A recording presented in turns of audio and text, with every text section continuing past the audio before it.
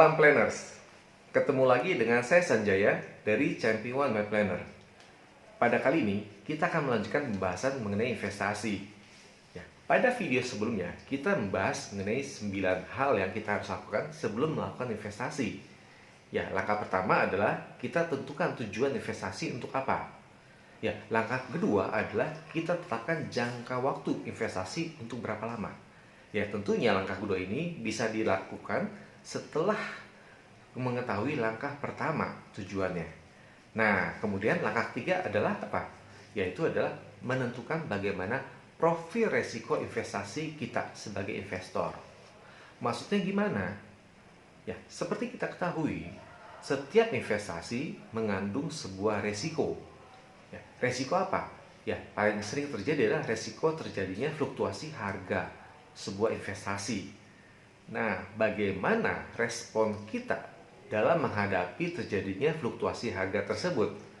Kurang lebih itulah yang kita sebut dengan bagaimana profil resiko investasi. Ya, secara kasar, ada 3 klasifikasi untuk profil resiko investasi. Ya, yang paling ekstrim, kiri dan kanan. Ya, kita lihat yang ekstrim kiri dulu, yaitu yang disebutnya konservatif. Maksudnya apa? Konservatif adalah tipe orang yang tidak mau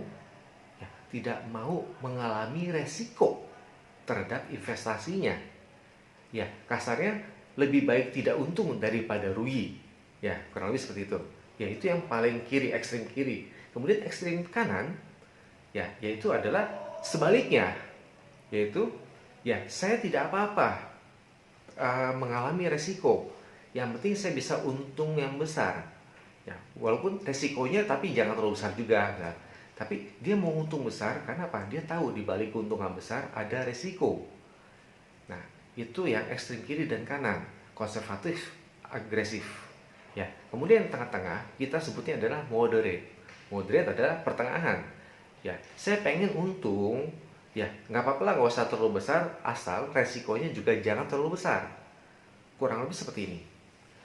Ada beberapa orang mengklasifikasikannya lebih detail. Ya, bukan hanya 3, tapi ada 5, ada tambahan 2. Ya, tapi kurang lebih sama. Ibaratnya seperti ini skala, ya skala 0 sampai atau 1 sampai 5. Ya, jadi 1 yang konservatif, 5 yang agresif. Ya, kurang lebih 2 dan 4 adalah pertengahan di antara itu semua. Nah, bagaimana mengukur profil resiko investasi kita? Nah, ada instrumen objektifnya. Ya, teman-teman planners bisa lihat di link di sebelah ini. Ya, bisa diklik di sana. Ada 8 buah pertanyaan di mana ada pilihan A, B, C, D. Pilih salah satu yang sesuai dengan diri sendiri. Tidak ada jawaban yang paling benar. Ya, jadi bukan benar dan salah, tapi jawaban mana yang sesuai dengan diri saya sendiri. Nah, itu adalah kuesioner profil resiko investasi. Ya, jadi ingat ya, jangan kelamaan mikir. Ya, hanya memilih mana yang sesuai dengan diri saya saja. Itu udah cukup. Ada 8, isinya hafal-hafalnya. Kemudian dari setiap jawaban ada skornya, ada poinnya. Teman-teman bisa lihat di sana poinnya. Kemudian poin ini diakumulasikan di total, berapa nilainya. Nah, total skor ini akan menentukan tipe profil resiko para traders sebagai investor. Nah, apabila hasilnya saat ini adalah konservatif, ya tidak apa-apa.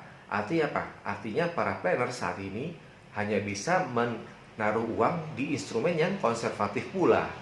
Jangan berkecil hati. Nah, perlu diingat, profil resiko investasi ini bisa berubah. Seiring apa? Seiring bagaimana tingkat pengetahuan investasi kita. Satu, yang kedua adalah bagaimana pengalaman kita dalam berinvestasi. Semakin kita memahami instrumen investasi yang agresif, apalagi kita pernah melakukan investasi di yang agresif, maka ada kemungkinan profil risiko ini akan berubah. Ya, jadi evaluasilah secara berkala bagaimana profil risiko investasi kita. Ya, minimal 3 bulan sekali. Ya, mungkin sebulan sekali, tergantung. Oke, jadi para trader sudah bisa ya menentukan bagaimana tipe profil resiko investasi. Oke, nah, tentukan profilnya dulu, kemudian nanti kita akan pilih instrumen mana yang sesuai. Kita akan bahas di video berikutnya. Oke, ya, sampai ketemu lagi di pembahasan berikutnya. Sampai jumpa, see you.